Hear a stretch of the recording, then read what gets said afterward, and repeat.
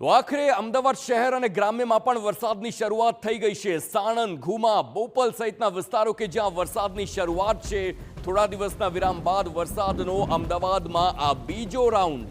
હવામાન વિભાગે ઉત્તર અને મધ્ય ગુજરાતમાં સામાન્ય વરસાદની આગાહી કરી હતી। સાયક્લોનિક સર્ક્યુલેશન સિસ્ટમ અને મોન્સૂન ટ્રફની અસર અને તે અસરને પગલે અમદાવાદમાં પણ હવે વરસાદની શરૂઆત। અમદાવાદના વિવિધ વિસ્તારોમાં મોટા ભાગનો પશ્ચિમ વિસ્તાર કે જે અત્યારે વરસાદમાં તે જોવા મળી રહ્યું છે। વરસાદના બીજા રાઉન્ડનો પ્રારંભ થઈ ચૂક્યો છે। અત્યારે હાલ અમદાવાદના સાણંદ, શેલા, ગોધાવી અને બોપલ સહિતના જે તમામ વિસ્તારો છે એ તમામ વિસ્તારોમાં વરસાદ વરસતો આપને જોવા મળી રહ્યો છે।